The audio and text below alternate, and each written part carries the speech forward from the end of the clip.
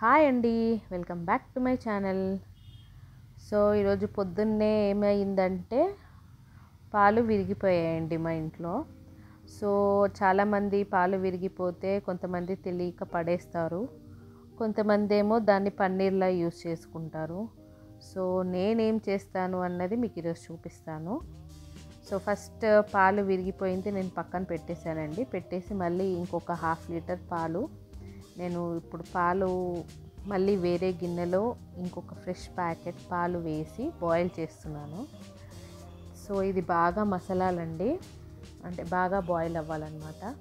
ఇలా కలుపుతూనే ఉండాలి మనం మిడిల్లో. సో ఇది బాయిల్ ఎంత అవ్వాలి అంటే ఇప్పుడు మనం 1/2 లీటర్ పాలు తీసుకొని బాయిల్ చేస్తే అది 1/2 లీటర్ అయిపోవాలండి, అంటే సగం అయిపోవాలన్నమాట.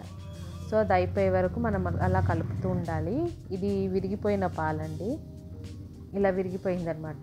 సో నేను ఇది మొత్తం ఇంకా ఎంతవరకు బాయిల్ చేయాలో అంత బాయిల్ చేసేసి విరిగిపోయిన తర్వాత పక్కన పెట్టేశాను. సో ఇప్పుడు ఇది చల్లగా అవుతూ ఉంటుందండి, ఇది పక్కన పెట్టేద్దాం మనము. ఇది పక్కన పెట్టేసిన తర్వాత మనము ఈ వాటర్ అంతా ఫిల్టర్ చేసేయాలి. సో వాటర్ ఫిల్టర్ చేసేసిన తర్వాత మనకి విరిగిపోయిన పాలు ఇలా ఉంటుందన్నమాట వాటర్ తీసేస్తే.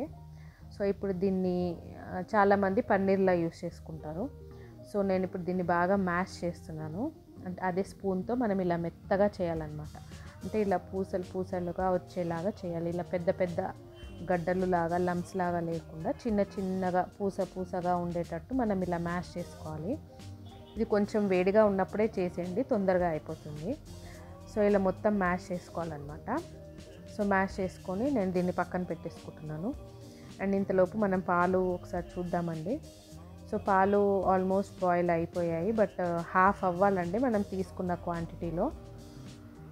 సో ఇలా కలుపుతూ మిక్స్ చేస్తూనే ఉండాలి, లేదంటే అడుగంటుతుంది.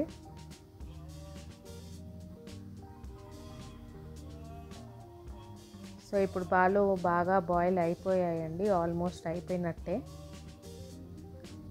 ఇలా కలుపుతూనే ఉండాలండి. చూడండి మనము తీసుకున్న పాలకి ఆల్మోస్ట్ హాఫ్ అయిపోయాయి. సో ఇప్పుడు మనకి ఇది ఫామ్ అయిన మీగడ అది అంతా తీసేసి నేను మళ్ళీ పాలల్లోనే వేస్తున్నాను. సో ఇప్పుడు ఇదంతా వేసేసి మళ్ళీ బాగా దీన్ని మిక్స్ చేస్తూనే ఉండాలి. సిమ్లో పెట్టాలండి స్టవ్, హై ఫ్లేమ్లో మాత్రం పెట్టకూడదు, మాడిపోతాయి పాలు. సో సిమ్లో పెట్టి కలుపుతూ ఉండాలి. సో ఇప్పుడు అయిపోయాయండి ఆల్మోస్ట్ పాలు. ఇంకా మనం ఇందాక మెత్తగా చేసుకున్న పన్నీర్ ఉంది కదా, అది ఇందులో వేసేస్తున్నాను ఇప్పుడు. చూడండి పాల పాల లెవెల్ ఎంత తగ్గిపోయిందో చూడండి. ఆల్మోస్ట్ హాఫ్ ఏంటి అంతకన్నా తక్కువే అయిపోయాయి. సో ఇప్పుడు మనం ఇందులో పన్నీర్ వేసాం కదా, అది ఇలా మళ్ళీ మ్యాష్ చేస్తూ కలుపుతూ ఉండాలండి. ఇందులో మళ్ళీ దీనికి ఇంకొక 10-15 మినిట్స్ పడుతుందండి. ఇలా మ్యాష్ చేస్తూ కలుపుతూనే ఉండాలి.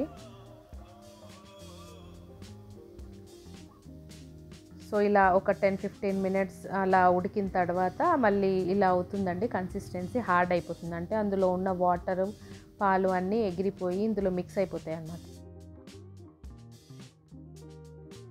సో మొత్తం మిక్స్ అయిపోయిన తర్వాత ఇప్పుడు నేను షుగర్ తీసుకుంటున్నాను.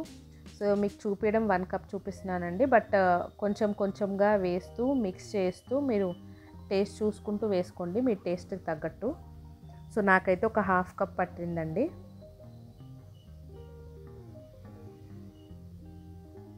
సో ఇలా ఒక 1/2 కప్ షుగర్ వేసిన తర్వాత బాగా మిక్స్ చేసేసి మళ్ళీ ఇది కుక్ అవ్వనివ్వాలి. ఇది ఇలా మిక్స్ చేస్తూనే ఉండాలండి మధ్యలో, మళ్ళీ ఇలాగే మిక్స్ చేస్తూ మ్యాష్ చేస్తూ ఉండాలి స్పూన్తో. ఫ్లేమ్ మాత్రం సిమ్లోనే ఉంచండి. అండ్ ఇప్పుడు కొంచెం నెయ్యి యాడ్ చేస్తున్నాను. నేను నెయ్యి కూడా ఇంట్లో ప్రిపేర్ చేసుకుందే అండి. సో ఇప్పుడు ఇదంతా బాగా మిక్స్ చేస్తూ ఉండాలి, మనకి షుగర్ అంతా మెల్ట్ అయిపోవాలన్నమాట. ఇప్పుడు షుగర్ వేసిన తర్వాత ఏంటంటే మళ్ళీ కొంచెం వాటర్ కన్సిస్టెన్సీ వచ్చేస్తుంది అందులోకి. సో మళ్ళీ మనకు ఆ వాటరు, ఈ పాలు ఇవన్నీ బాగా ఎవాపరేట్ అయిపోయి మంచిగా స్మూత్ కన్సిస్టెన్సీ వస్తుంది. సో అప్పటి వరకు మనం బాయిల్ చేస్తూనే ఉండాలి. సో ఫైనల్గా కన్సిస్టెన్సీ ఇలా ఉంటుందండి. మనం వేసిన పాలు కానీ షుగర్ కానీ అంతా ఎవాపరేట్ అయిపోయి ఇలా ఉంటుంది లాస్ట్కి. సో ఇలా మనకి కన్సిస్టెన్సీ ఇలా వచ్చిన తర్వాత ఇంకా స్టవ్ ఆఫ్ చేసేసుకోవాలండి. సో ఇంకా మనకి వేడి kalakand ready. So don't forget to like, share and subscribe my channel. And sorry అండి, నిన్న పాయా వీడియోలో మ్యూజిక్ కొంచెం డామినేట్ చేసిందండి నా వాయిస్ని. సో నేను సారీ, చెక్ చేసుకోలేదు. సో నేను రెసిపీ డిస్క్రిప్షన్లో ఇచ్చాను, ప్లీజ్ అది చెక్ చేయండి. And thank you for watching my vlog.